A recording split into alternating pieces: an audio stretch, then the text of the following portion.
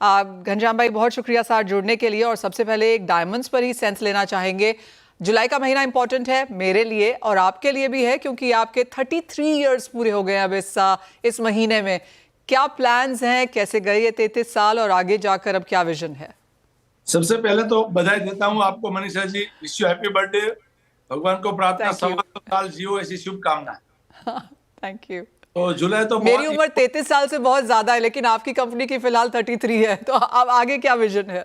नहीं, वैसे सभी के लिए जुलाई बहुत इंपॉर्टेंट है, आपके लिए तो है, हमारे लिए और बहुत। इंडिया का पूरा फार्मर के लिए जुलाई बेस्ट महीना है। जी। क्योंकि हरिकृष्ण का तो 33 साल हुआ हमारा। 2 जुलाई को हमने ब्लड डोनेशन कैंप रखा था।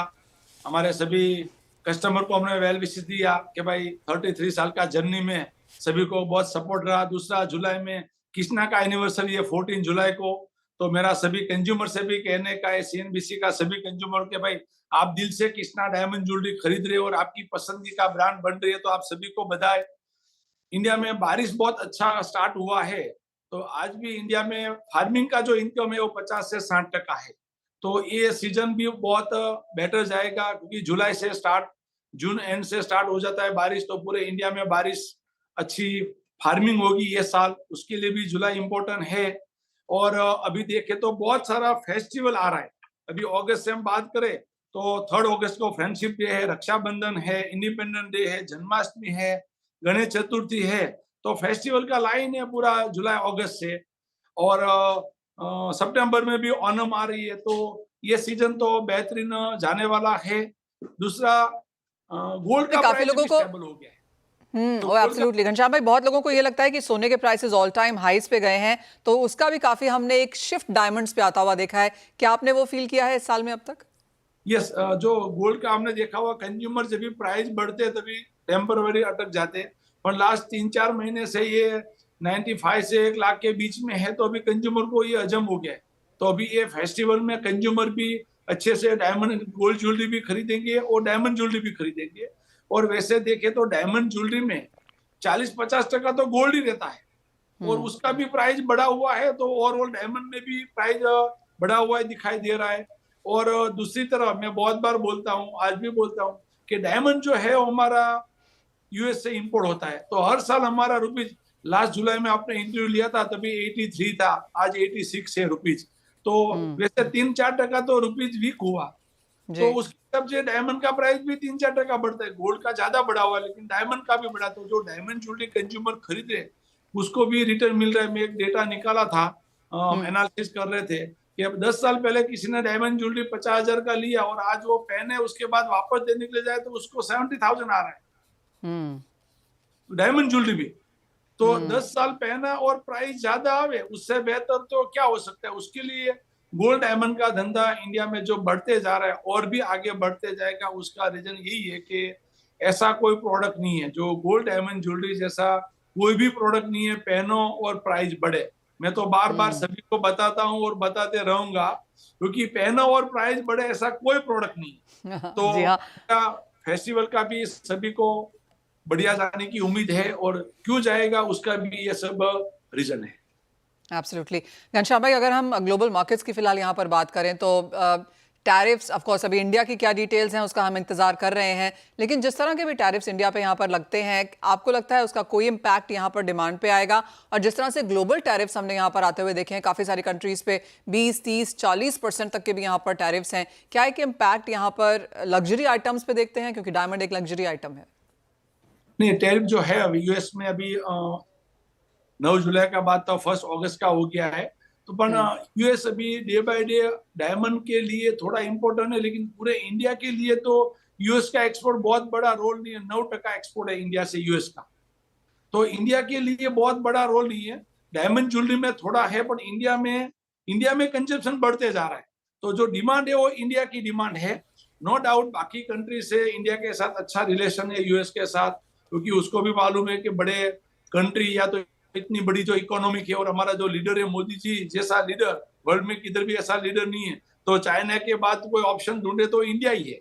तो इंडिया के लिए बहुत बाकी कंट्री से थोड़ा लिबरल रहेगा। मेरे को श्योर बिलीव है जो 1 अगस्त को अनाउंस करेंगे तो थोड़ा सॉफ्ट तो रहेगा। बहुत सारा चीज वो इंडिया से भी डिपेंड है, और India himself day by day बढ़ते जा रहा है। तो इंडिया का इधर भी मैं आगे बोला था कि made in India, design in India and use in India, तो बाकी जगह पे कम रहेगा, लेकिन इंडिया में फिर भी वो सॉफ्ट रहेगा, तो वो टैरिफ कम होगा, बाकी कंट्री से हमको इफेक्ट बहुत कम रहेगा। और डायमंड में जो है वो भी उम्मीद है कि शायद निकल जाएगी, क्योंकि डायमंड उसके लिए रॉ मटेरियल है, वहां पे फैक्ट्री करेंगे तो डायमंड की तो जरूरत रहेगी, तो डायमंड में निकलने की पूरी उम्मीद है।